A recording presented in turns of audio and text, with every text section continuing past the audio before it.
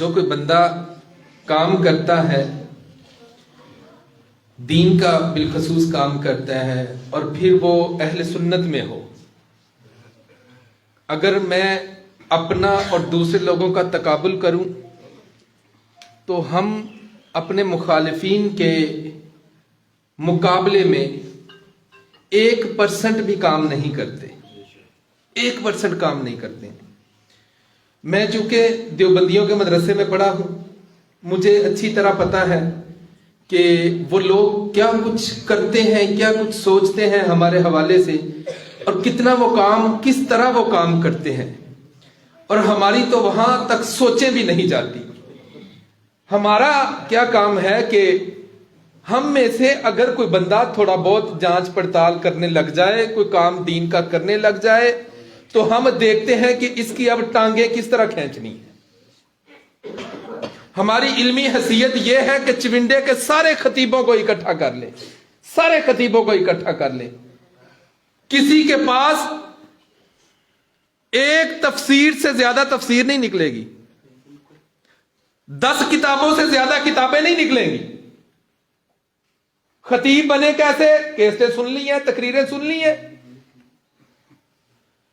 اب 100 سال ہو گیا ایک مدرسے کو، شاید اس سے بھی زیادہ پاکستان بننے سے پہلے کا مدرسہ ہے۔ کارکردگی تمہاری کیا ہے؟ کتنے لوگوں کو قرآن حفظ بنا کروایا؟ میں ایسے لوگوں کو جانتا ہوں جن کو حفظ نہیں ہوا تھا، دستار بندی ان کی بھی ہو گئی تھی۔ اب اگر کسی چونڈے کے کسی ایک کونے میں قرآن و سنت کا کام ہو رہا ہے تو اللہ کے بندو اس کو ہضم کرو۔ یہاں قرآن و سنت کا کام کرنے والا کوئی رافضی عقیدے کا مالک نہیں ہے، کوئی خارجی عقیدے کا مالک نہیں ہے، یہ پکا سچا احمد رضا کا نوکر ہے۔ اور تم باتیں کرتے ہو او چونڈے والوں، دھیان رکھنا وہ خود حافظ قرآن نہیں ہے تو حفظ کیسے کرواتا ہے؟ میں پوچھتا ہوں کیا حفظ کروانے کے لیے خود حافظ ہونا شرط ہے؟ کس نے یہ کہا ہے کہ جو خود حافظ نہ ہو دوسرے کو حفظ نہیں کروا سکتا؟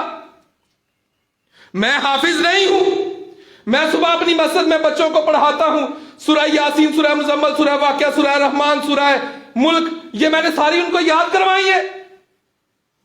اب کوئی بندہ کہے نہیں جی مجھے تو، میں تو حافظ نہیں لیکن میں یاد نہیں کروا سکتا۔ اصل معاملہ یہ ہے کہ اب چونکہ کام ہوتا نظر آ رہا ہے، تم نے ساری عمر بس ختم پڑھے، ساری عمر جنازے پڑھے، کبھی رافضیوں کے ساتھ مل کر انجمنیں بناتے رہے، کبھی ان کے پاس جا کر نقابیں کرتے رہے، کبھی ان کے پاس جا کر تم لنگر کھاتے رہے۔ اب وہ ساری چیزیں تو نظر نہیں آتی ہے، یہ نظر آتا ہے کہ وہ فلاں کونے میں ایک بندہ دین کا کام کیوں کر رہا ہے۔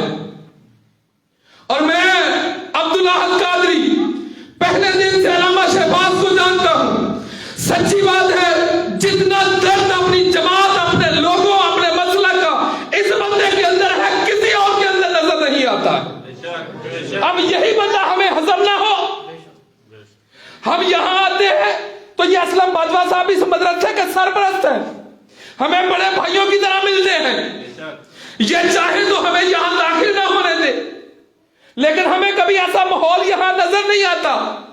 ہم جب آتے ہیں آگے سے محبتیں ملتی ہیں، ہم تمہارے پاس آتے ہیں تو گالیاں ملتی ہیں۔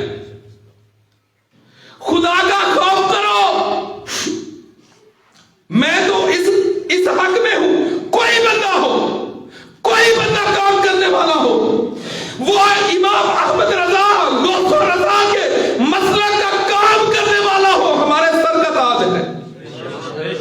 لیکن تمہاری یاریاں شیعوں سے ہو، تمہاری یاریاں دوسرے لوگوں سے ہو، تمہاری انجمنیں کئی اکٹھی بنے، پھر کہو وہ فلاں ایسا فلاں ایسا، شرم نہیں آتی؟ خدا کے لیے، خدا کے لیے کوئی بندہ کام کر رہا ہے تو اسے کرنے دے۔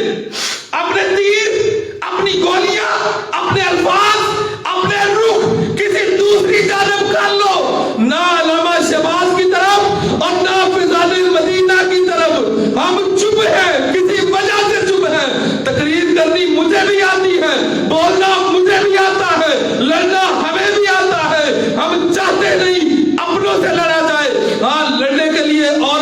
بڑے ہیں، لیکن عرض کر رہا ہوں، گزارش کر رہا ہوں، جو بندہ کام کر رہا ہے اس کو کام کرنے دے۔ ہاں آپ بھی کام کریں، سچی بات ہے، اپنے کندھوں پر اٹھا کر جہاں کہیں گے آپ کو لے کر چلیں گے۔ آپ احمد رضا کا نوکر تو بنے، آپ اعلیٰ حضرت کا نوکر تو بنے، آپ قرآن و سنت کا کام تو کریں، آپ دین کا کام کریں، آپ ہمارے سر کا تاج ہیں۔ آپ بچوں کو حفظ قرآن بنائیں، ہمارے سر کا تاج ہیں۔ بچوں کو علماء بنائیں۔ مجھے بتائیں تو صحیح، کتنے مرکز ہیں چمنڈا میں؟ کس کے پاس عاطف جیسا بندہ موجود ہے؟ حافظ عثمان جیسا بندہ موجود ہو، حافظ رمیز جیسا بندہ موجود ہو، یہ حافظ عدیل جیسا بندہ موجود ہو، علامہ عدنان جیسا بندہ موجود ہو، علامہ شاہد اتاری جیسا بندہ موجود ہو۔ میں کس کس کا نام لوں گا؟